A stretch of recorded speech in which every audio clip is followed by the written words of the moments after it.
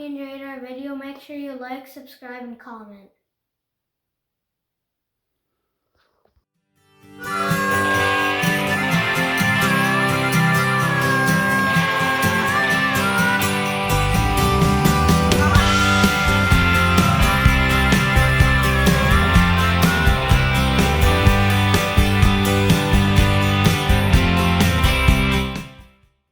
So we're on the north end of the Sioux City yard here that's under construction, and I'll run you through a little bit of my plans for this HO scale layout.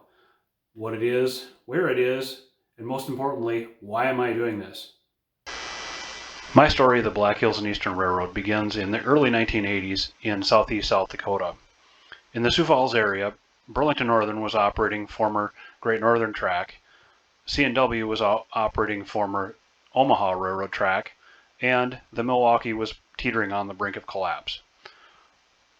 The C&W track, or CMO track in Sioux Falls, ended up being taken over by short line Ellison Eastern Railroad. The Milwaukee track was taken over and operated by Dakota and Iowa Railroad, a subsidiary of LG Everest Company.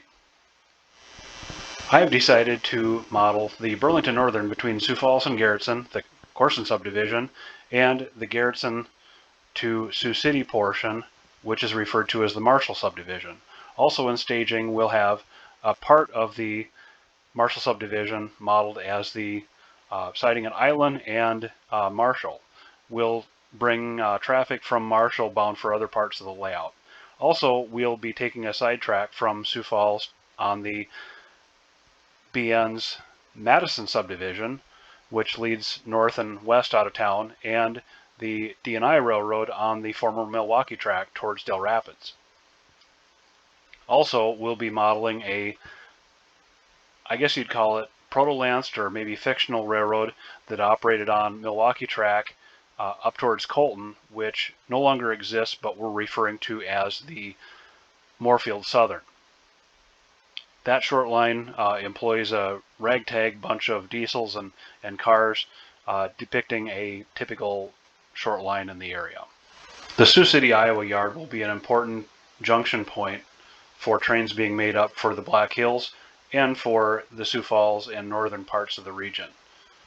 That will be the only part of that level that's scenic, but we'll have a bunch of activity on it.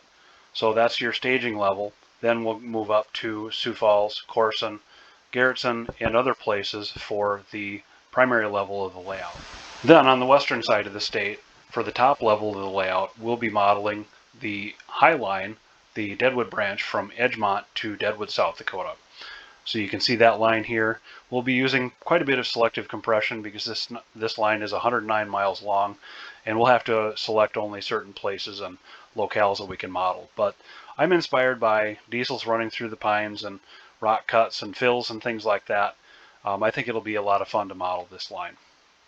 Also on this line, we'll feature the spur to lead with the fantail switch and the loadout or the coal dump at Yates Yard. Also in this area, C&W once had a track from Whitewood up to Deadwood. We will be featuring that and conjecturing or proto-lancing basically the DM&E operating on that line. So we'll have actually Deadwood interchange from BN to DM&E and DM&E to BN here. So that should make things interesting, and we hope it to be a lot of fun to operate and to watch as a railroad, as just a rail fan. Speaking specifically about the Deadwood branch, here's the towns that I'm planning to model. So starting on the east, Edgemont, Pringle. I plan to have possibly a cement plant, some other construction related industry there. And then of course the Edgemont siding will represent traffic east and west on the Black Hill sub, and then I believe it's the Alliance sub or the Aligned to Alliance. That's heavy main line, so we can take off a lot of coal and other products off of that line and provide to that line. Then Pringle, as I said. Hill City, I plan to proto-lance a brewery up there inspired by the Coors Brewery at Golden. We plan to do a beer run. I'm not sure which direction it'll come from, which town, but that should be a lot of fun for the crew that gets to run that. Dumont, the highest place on the line. That's another little trivia item for you. The BN proper, this is the highest elevation anywhere in tracks on the BN proper. That's, of course, excluding Colorado Southern. That should give you a clue. Yates, where the Deadwood coal plant was, the coal-fired electricity plant, will take coal cars there, obviously, the switch at Kirk, and then the fantail switch, and then the run up to lead to service the mine. Then finally, continuing on with the Deadwood branch, we'll line up in Deadwood. There'll be quite a few industries up there to switch. And then the interchange with the DM&E to Whitewood. That'll be primarily run down the helix to staging in Whitewood, but that should add another dimension, and I'm glad to be able to include DM&E back on this new layout. The main level of the layout will feature primarily the BN Corson subdivision from Garrettson to Corson, and then on to Sioux Falls where it terminates. Then from Sioux Falls we'll branch off to Madison, South Dakota on the Madison subdivision, and the short line DNI Railroad will be operating from Del Rapids, from and to Del Rapids. And also this will include the Moorfield Southern line that branches off a few miles north of Sioux Falls. Back to the Marshall subdivision, starting out in Sioux City, Iowa, trains will originate and terminate there and interchange also with CNW in Sioux City. Continuing northward or Railroad West to Garrettson, we have and then this is staging primarily after this, Jasper, Minnesota, Island, Minnesota, as I stated before, and Marshall, Minnesota. That's all three of those towns will be staging, but continuous along the lines, picking up traffic here and there, and basically serving as a place to park trains that'll be traffic for the rest of the layout. So the question I haven't answered here yet is, why am I doing this? There's a number of reasons, but primarily because I love operations. I was introduced to the subject probably maybe close to 20 years ago now, 15 years ago, by a friend of mine, Alan Sotkamp, in the town of Harrisburg, South Dakota, who had a layout depicting the Dakota, Minnesota, and Eastern back in the day. And I really got hooked. I've been to several big multi-day operating sessions, organized in larger metropolitan areas, participated in Sioux Rail here back in the day when that was actually held. Hope to get that going again. So that's pretty much the operations thing that I love.